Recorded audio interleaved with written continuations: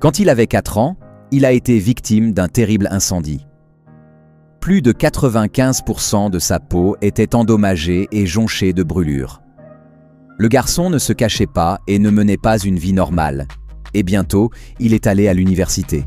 Il a trouvé un emploi et ne s'est pas écarté du chemin des gens. Johnny Quinn a dû vivre un vrai cauchemar à un très jeune âge. Ce jour-là, il a joué dans une grange et le chien a accidentellement renversé une bougie. Le bâtiment en bois a rapidement pris feu.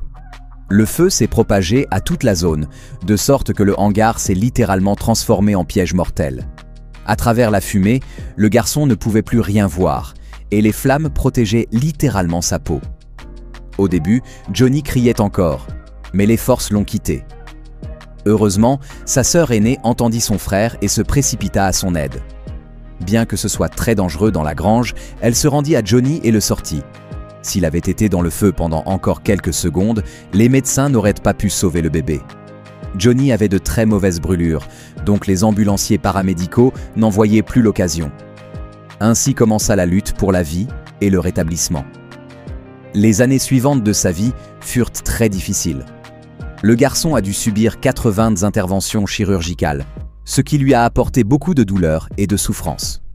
Chaque jour était une épreuve de force et de volonté de survivre. Les associations et les greffes de peau sont littéralement devenues une partie de sa vie. Il était très difficile pour lui de s'accepter et de s'habituer au fait qu'il avait l'air différent.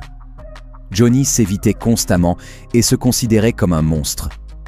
Il avait honte de son propre reflet et ne se regardait donc jamais dans le miroir. Mais à l'âge de 10 ans, sa vision du monde a radicalement changé. Il s'est rendu compte qu'il devait s'accepter et s'aimer lui-même pour vivre pleinement sa vie. Peu à peu, le garçon a appris à accepter son caractère unique et à cesser de regarder dans le passé.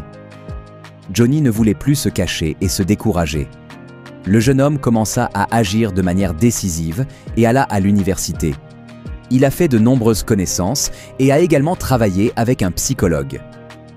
Bientôt, il est devenu membre d'une organisation qui aide les gens à s'adapter à la société. Cela inclut les personnes souffrant de tout type de handicaps mentaux et physiques. Pour Johnny, ce n'était que le début. Il voulait être mannequin et atteindre son objectif.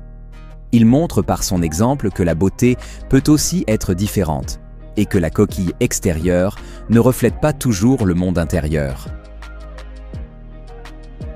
Les amis, c'est la fin de la vidéo. N'hésitez pas à nous donner vos différentes opinions dans les commentaires concernant cette histoire. Nous vous disons à très bientôt.